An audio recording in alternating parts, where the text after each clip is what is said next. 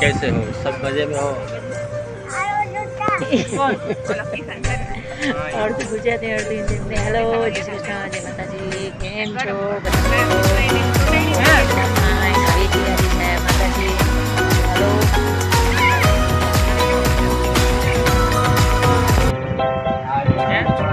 आज हम क्या उतरा છે આપણે? મોગલ પાન. મોગલ મોગલ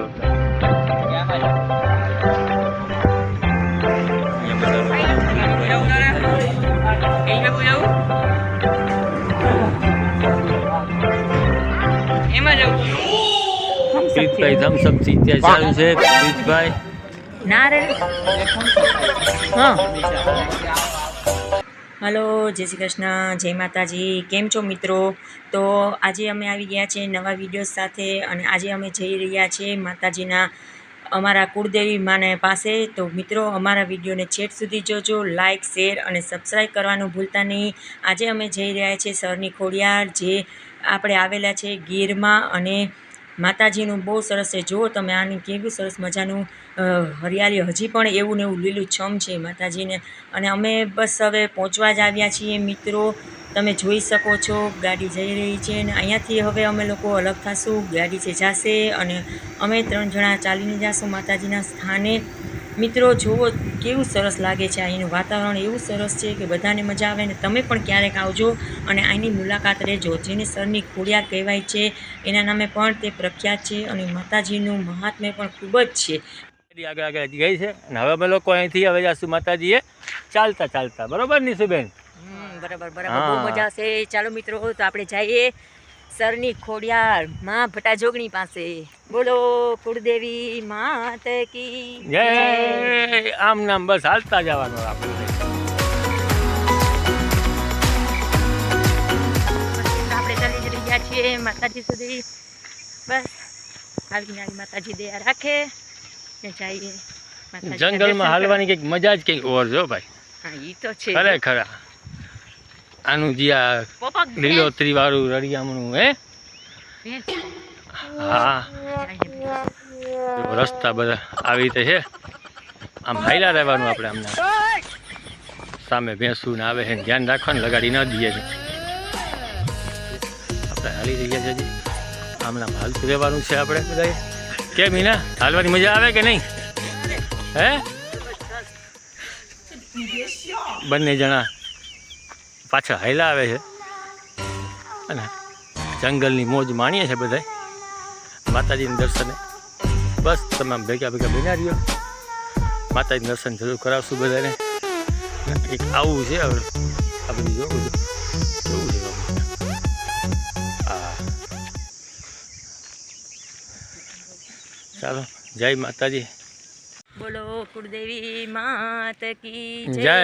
તો હવે ફાઇનલી આપણે મંદિરે પહોંચવા આવ્યા છે મિત્રો. તો હવે થોડીક ક્ષણોમાં આપણે મંદિરે પહોંચશું અને ખૂબ મજા આવી છે ખરેખર હાલીને જવાની માતાજીના મંદિરે. અને આ જો આ લોકેશન છે તમે બતાવો. અને હવે આવી રહ્યું છે પણ માતાજીનું મંદિર જે અમારા કુળદેવી છે ભટા જોગણીમાં અને સરની ખોડિયાર તરીકે પણ અહીંયા પૂજાય છે. તો આપણે જલ્દી મંદિરના પાટણગણમાં પહોંચી જશું. હવે બહેના રહેજો, બરોબર ને? અહીંના હા, શું મજા આવે છે. એમાં આવે એટલે તેમ થાય કરે અહીંયા જ બસ બેઠા રહીએ. મેઇન ગેટ અહીંયાથી આપણે અંદર જવાનું છે. આપણે પહોંચી ગયા છે મંદિરમાં અને આ છે કબૂતરની ચણ ખાવાની જગ્યા. જ્યાં હજારોની સંખ્યામાં કબૂતરો આવે છે ચણ ખાવા, પણ એક પણ ચરક જોવા નથી મળતી. તો આ નજારો, આ માતાજીનું મંદિર છે જે સામે આવેલું છે તે. જય ભટા જોગણીમાં પાર્ક કરી દીધી છે. આ મંદિરનું પટાંગણ છે. હા, તો મિત્રો આપણે પહોંચી ગયા છે માતાજીના મંદિરમાં. બોલો કુળદેવી માત ભટા જોગણીની જય. અને માતાજીને સરની ખોડિયાર તરીકે પણ ઓળખવામાં આવે છે અને પટેલ લોકોના પણ કુળદેવી કહેવાય છે અને પટેલ લોકોને પણ બહુ બહોળી સંખ્યામાં અહીંયા માતાજીના દર્શન કરવા આવે છે. અહીંયા જે કોઈ પણ ભક્તો આવે છે માતાજીને ચુંદડી, માતાજીને ભેળીઓ અને શણગાર ચડાવે છે અને માતાજીની જે કંઈ સાચા મનથી માગે છે મા એને આપે છે અને ભક્તોને એટલી આસ્થા હોય છે કે મા સાચા મનથી માગે તે બધી એની આશા પૂરી કરે છે. અને અહીંયા જે માતાજીને જેટલા પણ આવે તે લોકો માટે ભરાય છે એની પણ વ્યવસ્થા પૂજારી શ્રી દ્વારા કરવામાં આવેલી હોય છે અને મહાપ્રસાદીમાં દાળ, ભાત, શાક, સંભારો, ગાંઠિયા, બુંદી, મીઠી વગેરે હોય છે અને દરરોજ અલગ અલગ હોય છે અને છાશ.